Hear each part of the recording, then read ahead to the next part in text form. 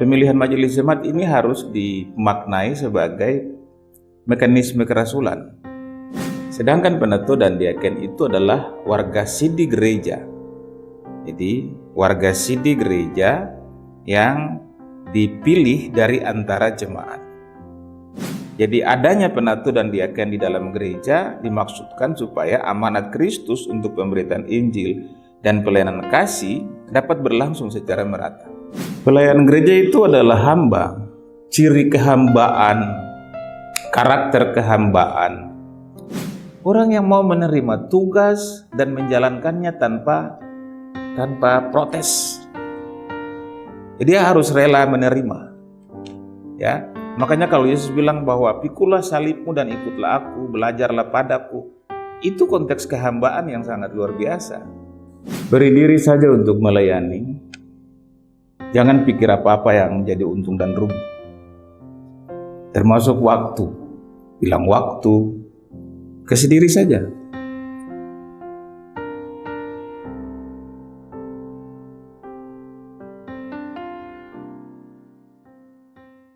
Shalom saudara, selamat datang dalam podcast Seni Bina bersama Beta James Ripasa.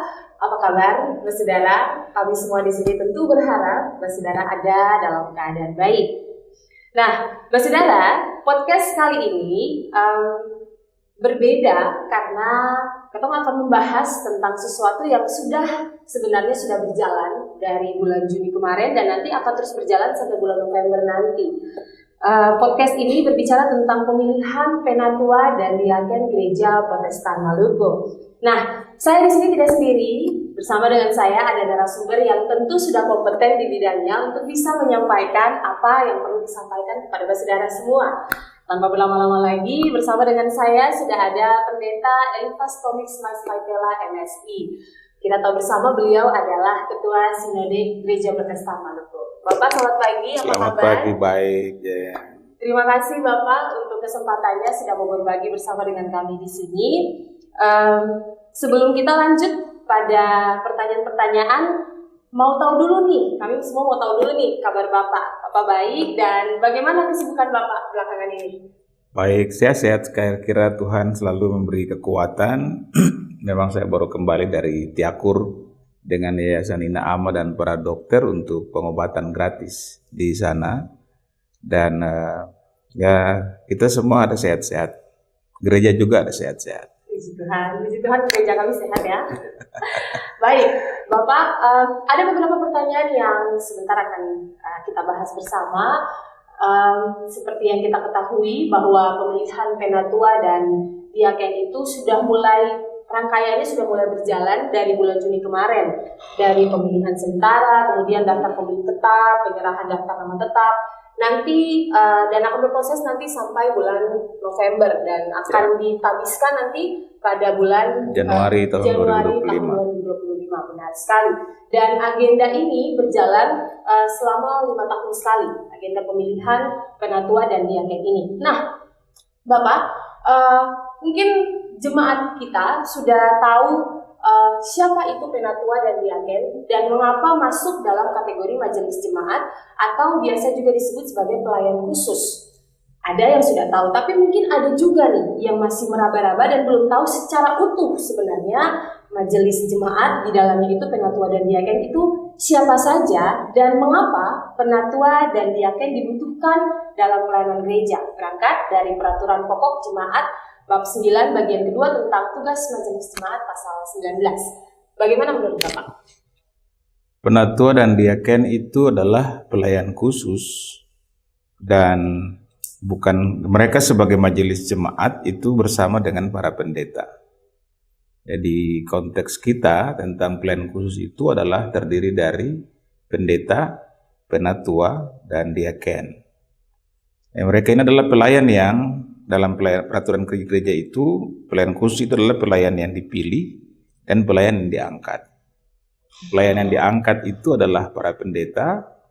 Ya, mereka berlatar belakang pendidikan teologi ya, jadi bersekolah pada sekolah teologi, anggota Persekutuan Sekolah Teologi Indonesia atau Persetia, dan berproses ya dalam kevikariatan di gereja sampai dengan penabisan. Sedangkan penatua dan diaken itu adalah warga sidi gereja. Jadi warga sidi gereja yang dipilih dari antara jemaat. Pada peraturan kita itu mereka itu dipilih dari unit-unit pelayanan. Ada syarat ya yang ditentukan untuk itu, dan saya kira jemaat-jemaat sudah berproses sesuai dengan syarat itu.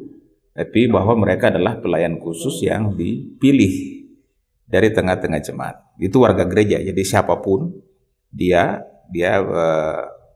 dapat dipilih menjadi pelayan, menjadi penatua dan diaken di Gereja Protestan Maluku. Baik. Mengapa penatua dan diaken dibutuhkan, Bapak? Kalau kita mengacu dari tradisi kerasulan ya, jadi saya hanya mau mengatakan seperti yang saya katakan di podcast pada Jemaat Tiakur, pemilihan majelis jemaat ini harus dimaknai sebagai mekanisme kerasulan. Jadi kita tidak melihat dia sebagai ketentuan-ketentuan teknis.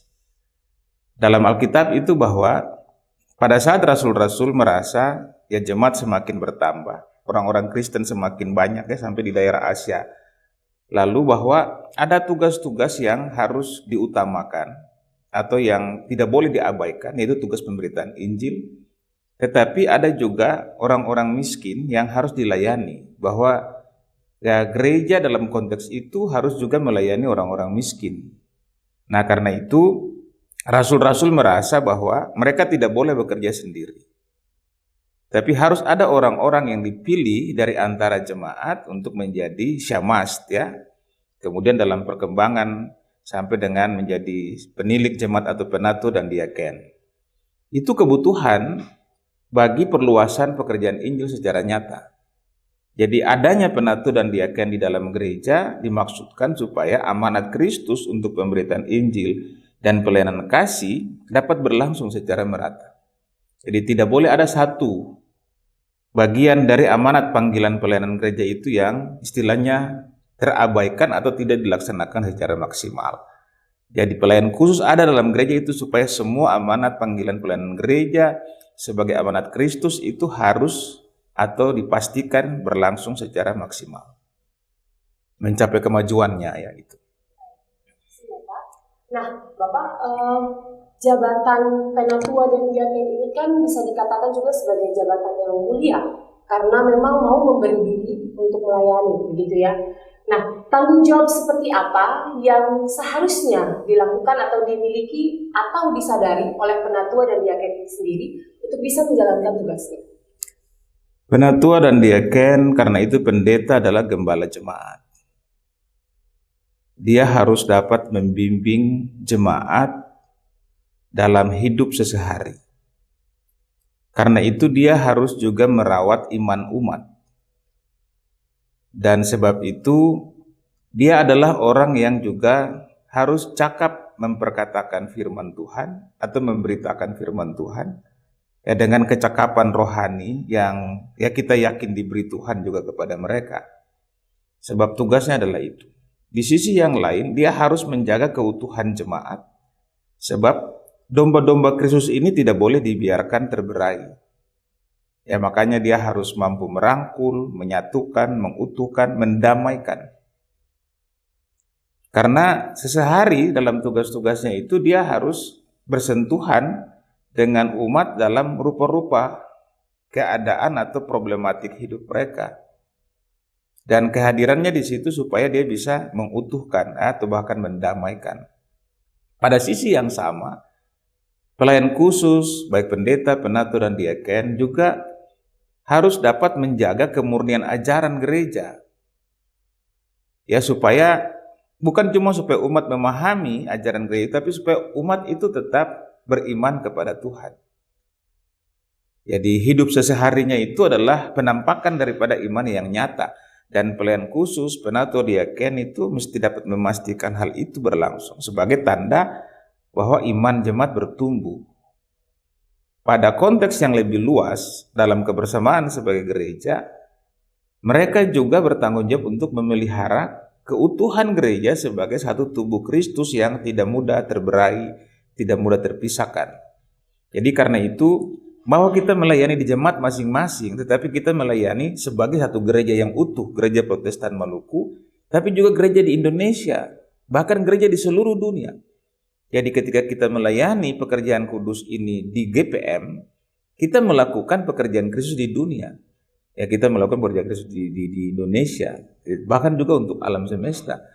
Itulah mengapa ada sekian banyak hal yang memang atau disyaratkan ya untuk menjadi pelayan khusus, dan bahwa keteladanan diri pelayan khusus itu yang dibutuhkan, ya bahwa kita memang bukan malaikat. Tapi dalam pelaksanaan tugas itu, karakter kepelayanan, katakan ya, dan yang kita sebut sebagai karakter kehambaan itu sudah harus terinternalisasi di dalam diri setiap pelayan khusus jemaat. Sebab tugas-tugas yang tadi itu tugas yang kita embani sebagai bagian dari pemberian Kristus kepada pelayannya untuk merawat jemaat, merawat iman jemaat, karena itu merawat atau mengutuhkan gereja. Jadi tidak boleh orang memandang tanggung jawab ini ya asal-asal ya, atau ya karena ada waktu. Jadi kesediaan kita sejak awal itu menentukan bahwa ada karakter tertentu yang kuat yang dimiliki oleh seorang pelayan khusus, dalam konteks ini penatua dan diaken juga. Nah, Bapak, gereja kita ini kan gereja Protestan Maluku ini termasuk gereja yang luas. Mengapa? Karena Maluku dan Maluku Utara dan cakupan wilayahnya tentu tidak kecil begitu ya. Nah, seperti apa sebenarnya? Biasanya kan kita sering menyebutnya juga gereja laut pulau gitu, karena banyak wilayah yang harus kita tempuh dengan perjalanan dari laut gitu ya. Nah, seperti apa ciri khas penatua dan diaken dalam konteks gereja laut pulau ini, dan bagaimana memaknai ciri khas sebagai identitas untuk tidak mematikan semangat melayani itu sendiri? Pelayan gereja itu adalah hamba. Ciri kehambaan, karakter kehambaan, atau bahkan sifat kehambaan, keteladanan seorang hamba, itu adalah ciri yang paling utama.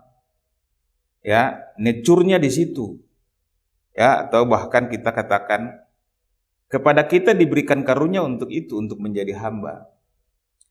Konteks gereja Laut Pulau ini kan adalah konteks gereja yang syarat dengan sekian banyak problematik hidup umat ya, dan pelayanan. Dan gereja itu harus bisa hadir dalam semua realitas hidup jemaat-jemaatnya. Bukan hanya pada aspek-aspek rohaniah umat. Tapi gereja ditantang per hari ini misalnya, atau GPM selama ini ditantang juga untuk merangsang pertumbuhan jemaat-jemaat, bahkan juga pertumbuhan secara ekonomi, ya kehidupan sosial yang harus ditata, dibingkai secara baik ya, dalam relasi satu dengan lainnya, bahkan relasi dengan komunitas beragama yang lain. Gereja Protestan Maluku dihadapkan pada tanggung jawab yang nyata seperti itu. Bukan cuma soal kerohanian. Dan itulah mengapa setiap pelayan gereja atau ciri ya yang harus melekat kuat pada diri seorang pelayan dalam konteks gereja ini adalah ciri kehambaan itu. Orang yang mau menerima tugas dan menjalankannya tanpa protes. Dia harus rela menerima. Ya, makanya kalau Yesus bilang bahwa pikulah salibmu dan ikutlah aku, belajarlah padaku, itu konteks kehambaan yang sangat luar biasa. Ya, bayangkan kita harus melintasi pegunungan, ya, kita harus melintasi lautan di konteks gereja kita ini, dan kita tidak dapat apa-apa. Dan itu hanya dapat dilakukan oleh orang-orang yang benar-benar mau memberi dirinya menjadi hamba atau menghambakan dirinya kepada Kristus. Saya tegaskan ulang bahwa kita menghambakan diri kepada Kristus, bukan kepada siapa-siapa. Ya, pelayan gereja harus seperti itu. Bagaimana Anda mau berjumpa dengan jemaat yang sakit, ya, jemaat yang datang meminta pelayanan, bahkan di jam kita harus beristirahat, tapi Anda harus pergi.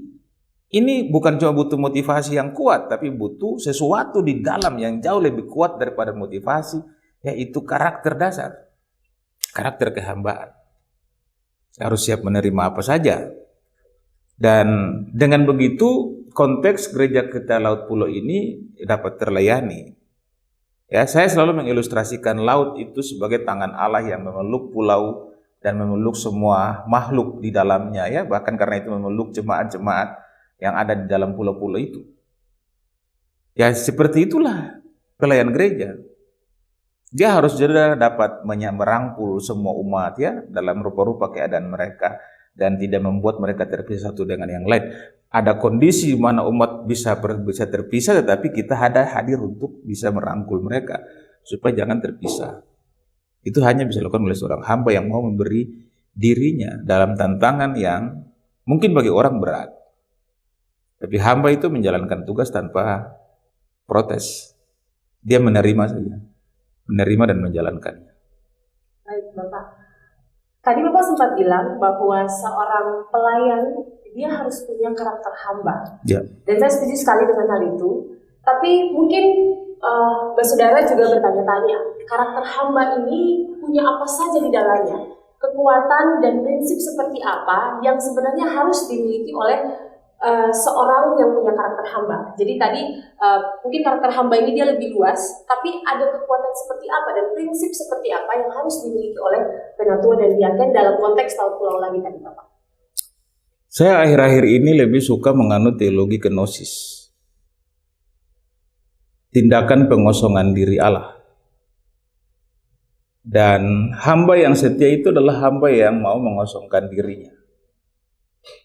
Pengosongan diri itu adalah bahwa kerelaan kita untuk melepaskan, ya, katakanlah status, kedudukan, jabatan, supaya kita mampu berempati dengan apa yang menjadi tanggung jawab kita, berempati dengan jemaat yang mesti kita layani.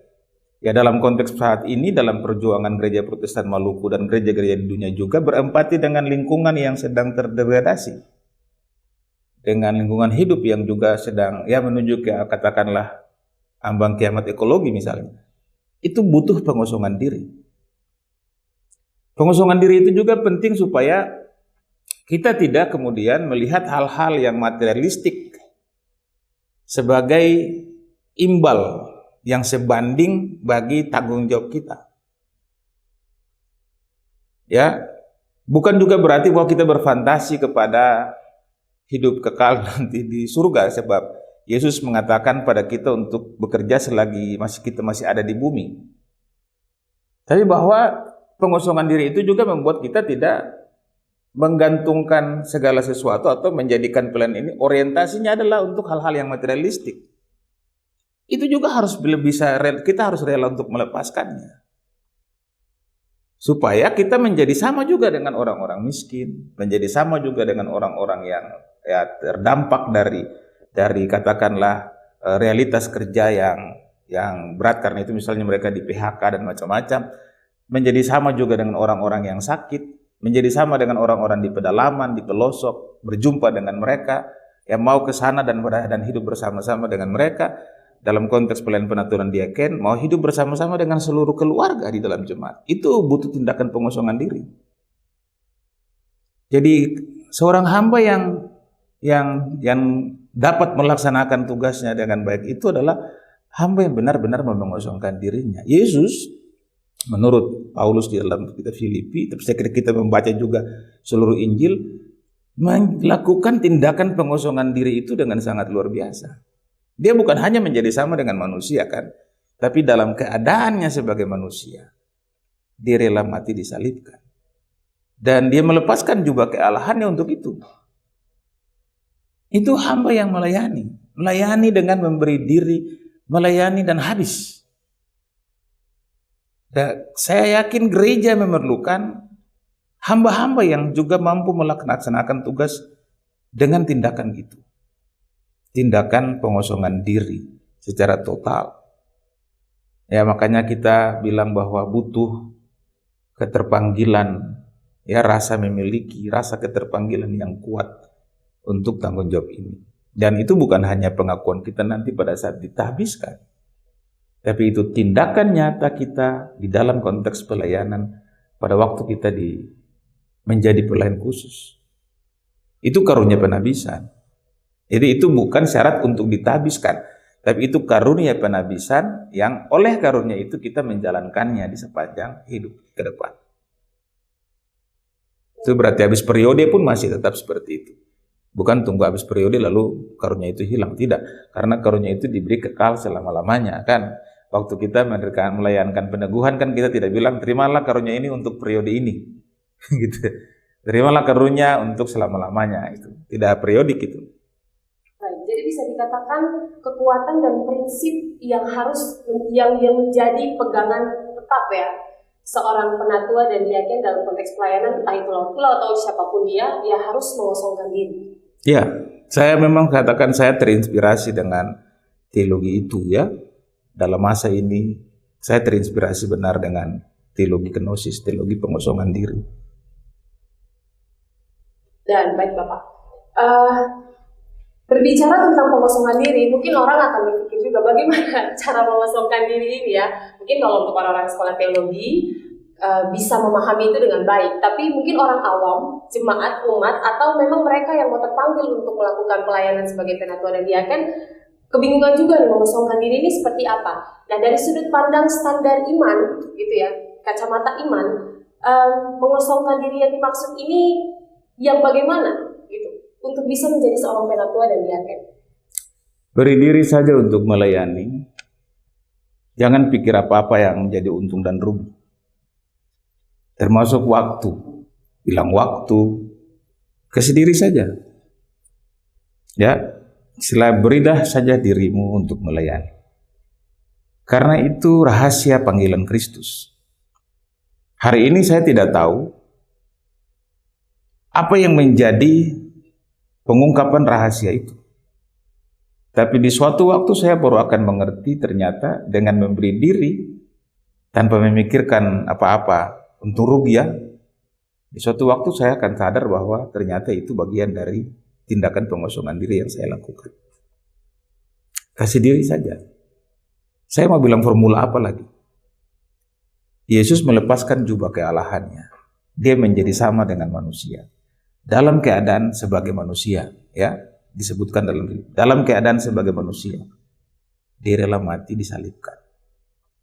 Jadi dia tidak pikirkan apa-apa. Padahal kalau dia berpikir tentang kuasanya, dengan kuasa yang sangat besar itu dia bisa melakukan segala sesuatu. Makanya dia bilang buat Yudas dan para tentara Romawi, sangkamu aku ini penyamun. Dia bisa memerintahkan malaikat-malaikat, tapi dia melepaskan jubah kealahan. Lalu dia menjadi sama dengan manusia. Menjadi sama dengan manusia itu bukan begitu saja, tapi rela untuk disalibkan. Ada resiko yang paling besar dari pekerjaan kehambaan yang diterima olehnya dan dijalankan olehnya. Dan dia tidak lari dari resiko itu. Dia tahu itu resikonya. Resiko seorang Mesias adalah mati disalibkan. Yesus tahu itu. Tapi apakah dia lari dari resiko itu? Tidak, dia tidak lari. Dia menghadapinya. Itu untuk apa? Untuk menyelamatkan. Ada sesuatu yang harus dibayarkan dalam kaitan dengan hidup umat, dan itu dipercayakan Tuhan kepada seorang pelayan, seorang penatua dan diaken, pada seorang pendeta, bahkan kepada semua orang Kristen sebenarnya. Itu dipercayakan Tuhan. Jadi saya tidak tahu ada formula apa. Menurut saya formulanya hanya itu, memberi diri. Tidak usah pikir ini untung ruginya ya, hilang waktu, tidak dapat gaji, ya. Beri diri saja sebab ada rahasia-rahasia Kristus yang pasti akan kita pahami dalam hari-hari kita melayani dan dalam hidup kita sepanjang masa. Bagaimana dengan berangkat dari realita bahwa kan kalau penatua dan diaken dia tidak bekerja sendiri, pasti dia punya rekan kerja yang lain, dia akan berjumpa dengan umat, dia akan berjumpa dengan banyak karakter. Bagaimana jika persoalan dan tantangan itu hadir dari manusia-manusia itu sendiri? Nah, apa yang sebenarnya harus dipegang oleh penatua dan diaken ini sendiri supaya mampu untuk bisa menghadapi karakter-karakter yang berbeda ini? Karena secara manusia tentu pasti ada kesalahan, ada kejengkelan, ada kemarahan jika berjumpa dengan karakter-karakter yang tidak mau diatur. Bagaimana penatua dan diaken harus punya kekuatan itu sendiri? Gereja bertanggung jawab juga untuk meningkatkan kapasitas penatua dan diaken, dan salah satunya adalah kapasitas pastoralistik. Yang tadi saya katakan di awal, tugas seorang penatua dan diaken adalah juga untuk merawat domba-domba Kristus, tanggung jawab kegembalaan. Karena itu gereja bertanggung jawab meningkatkan kapasitas mereka, salah satunya adalah kapasitas pastoralistik, supaya dia mampu memahami masalah, termasuk masalah di antara kawan sekerjanya, ya, mampu membingkai relasi di antara kawan sepelayanannya. Tapi juga bersama-sama mereka mampu memahami masalah umat, mendengar apa yang menjadi keluh kesah umat, lalu membicarakan itu dalam forum gempara gembala, ya, para majelis jemaat, supaya ada langkah-langkah yang berkenan dilakukan untuk lagi-lagi merawat domba-domba Kristus yang dipercayakan itu. Jadi dalam konteks permasalahan umat yang beragam dibutuhkan kapasitas yang pastoralistik, dan gereja bertanggung jawab mempersiapkan pelayannya untuk memiliki kapasitas itu. Itulah mengapa di dalam program-program pelayanan GPM ada tanggung jawab atau program untuk peningkatan kapasitas pelayan khusus, baik pendeta, penatua, diaken, tapi juga badan pembantu pelayanan yang lain, ya, supaya mereka bisa menghadapi seluruh permasalahan hidup umat. Baik, Bapak. Percakapan ini benar-benar saya menikmatinya, sebab ini juga menjadi pelajaran bukan hanya bagi umat, tapi juga mungkin bagi para pelayan, entah itu pendeta, penatua diaken yang sekarang, dan nanti juga yang akan terpilih, supaya sama-sama kita bisa memaknai panggilan kita sebagai pelayan Tuhan. Nah, Bapak, ini pertanyaan terakhir. Dari sudut pandang seorang pelayan Tuhan, seorang pendeta, tapi juga sebagai seorang pimpinan gereja, komitmen seperti apa yang harus dihidupi oleh penatua dan diaken sebagai pelayan khusus? Komitmen melayani, ya. Komitmen melayani, kita dipanggilkan menjadi pelayan, bukan menjadi penguasa, ya. Komitmen melayani dan membentuk diri. Saya sebenarnya mau memaknakan teks 1 Timotius 3 mengenai syarat penilik jemaat dan syarat diaken, ya, ayat 1 sampai dengan ayat 13 itu. Kalau kita membacanya di situ, dan saya yakin ini harus juga menjadi bagian penghayatan sekaligus membangun komitmen yang kuat, komitmen melayani yang kuat. Dalam seluruh syarat yang ditekankan oleh Paulus dalam surat itu, dia mengatakan terlebih dahulu begini: setiap orang yang menginginkan pekerjaan yang indah, yaitu pekerjaan ini, pekerjaan sebagai penatua dan diaken, itu harus dilihat sebagai satu pekerjaan yang kudus, pekerjaan yang indah, yang mendatangkan sukacita. Ada syarat yang tertuju pada diri sendiri. Ya, misalnya dia tidak boleh pemarah. Seorang penilik jemaat itu, ya, dia tidak boleh berpemarah, dia tidak boleh bercacat. Maksudnya cacat dalam pengertian dosa, ya.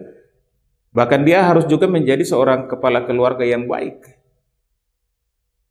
Dia harus memperlengkapi dirinya dari dalam, tapi juga keluarganya, lingkungan keluarganya itu harus benar-benar dipersiapkan sebagai keluarga pelayan. Ya, kita tahu dalam konteks gereja ini, kita tidak melayani sendiri, kita melayani bersamaan dengan keluarga kita. Karena keluarga kita juga menjadi, orang menilai kita juga dari keluarga kita. Karena itu syarat-syarat itu memperlihatkan bahwa ada hal yang harus kita persiapkan dari dalam diri, tapi juga keluarga kita.